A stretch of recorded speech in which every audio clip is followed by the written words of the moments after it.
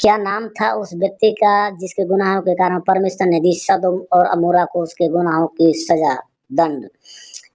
Hello दोस्तों, सदोम और अमोरा की कहानियाँ सीखेंगे हम लोग। सदोम और अमोरा क्यों और कैसे नाश हुए, बने रहिए हमारे साथ इस वीडियो के अंत तक। दोस्तों, आपने ये सदोम और अमोरा की कहानी बहुत बार बाइबल में पढ़ी और सुनी होगी, लेकिन आज हम आपको जो इस कहानी में एक रहस्य की बात बता रहे हैं कि क्या नाम था उस व्यक्ति का जिसके गुनाहों के चलते सदोम और अमोरा को नाश किया, और ये किसके वंशज थे। आज के अध्ययन के भाग हैं उत्पत्ति 19 अध्याय 1 से 29 पद, 13 अध्याय का 13 पद, 14 अध्याय का 12 पद, 9 का 21 से 24 पद, 10 का 6 से 19 पद। दोस्तों, लूत जो है सदोम और अमोरा के देशों में रहता था, और एक दिन उस देश में मेहमान आए और उनको रुकने के लिए जगह ना मिली, तो लूत ने अपने घर में उनको रुका लिया। और उस नगर के लोगों को पता चला कि इसके घर में कुछ लोग आए हैं, तो वो रात के समय में आए और जो है लूत को बोलने लगे, उन लोगों को बाहर निकाल, हम उनके साथ भोग करेंगे। इस नगर के लोग बहुत ही दुष्ट और पापी थे, पुरुष पुरुष के साथ जो है घिनौना काम करते थे और निर्लज्जा के काम करते थे, और परमेश्वर की दृष्टि में इनकी चिल्लाहट बहुत बढ़ गई थी, उपद्रव से भर गए थे, और परमेश्वर दुखी हो गया था।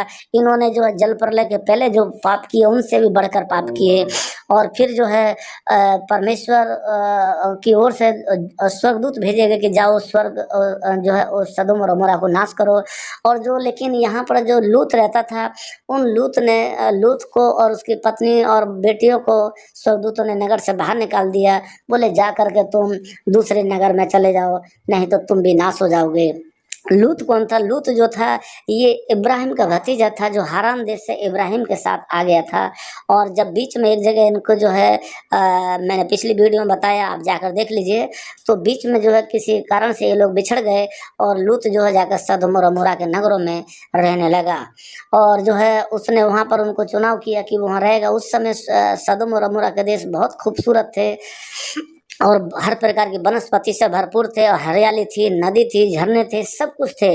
लेकिन वो देश इससे सुंदर नहीं होता है कोई भी कि इसमें इतनी सुविधा हो, लेकिन वहाँ के लोग बहुत खराब थे, बहुत ही महादुष्ट थे। ये किसके वंश के लोग थे जो ऐसा कर रहे थे दोस्तों?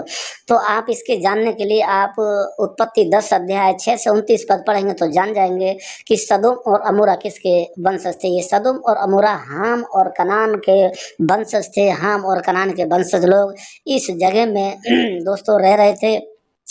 तो ये जो है हाम और कनान के जो वंशज थे, तो ये जो है इस जगह में बसे हुए थे, और ये महादुष्ट क्यों हो गए थे? मेरे प्रियो, आपको यदि इसकी सवाल जानने के लिए आपको पढ़ने मिलेगा उत्पत्ति 9 अध्याय के आपको 21 से 24 पद में। जल प्रलय के पश्चात नूह खेती किसानी करने लगा था, मैंने अपनी वीडियो में बताया था। और जो है तुम्हारे की वो खेती किसानी करने लगा, और एक दिन जो है दाख मधु पीकर उसको नशा हो गया, तंबू में गया और कपड़े खोल दिया, नंगा हो गया। और उसके जो है सबसे छोटे बेटे हाम ने उसको नंगा देख लिया और अपने भाइयों को जाकर बता दिया।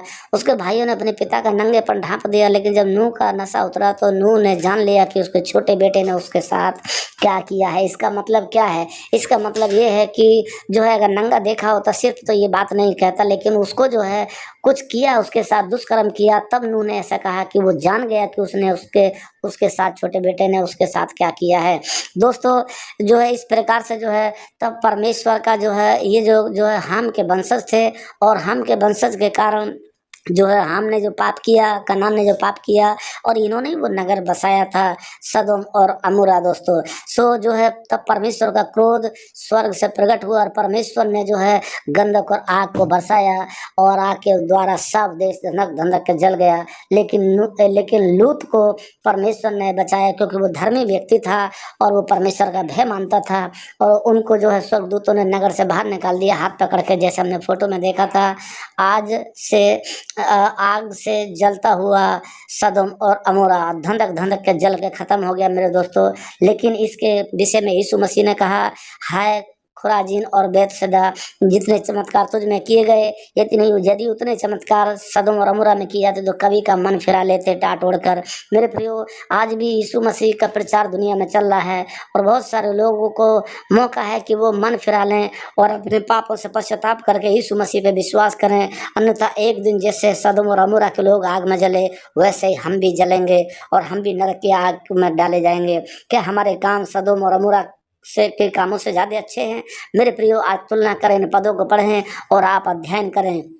और मेरे प्रियो, यदि आपका मन विश्वास करने करता, मन फिराने करता, आप जानते हैं आपके काम बुरे हैं, तो किसी समाज की और किसी की चिंता ना करें और जो है आप प्रभु पे विश्वास करें और पश्चाताप करें और नया जीवन प्राप्त करें। क्योंकि वचन में लिखा है, जो मसीह यीशु में है वो नई सृष्टि है। जो मसीह यीशु में, उन पर गुनाहों का और पाप का और दंड की सजा नहीं होती। आपको हमारे साथ जुड़ने के लिए बहुत बहुत धन्यवाद। मिलते हैं एक नई वीडियो में।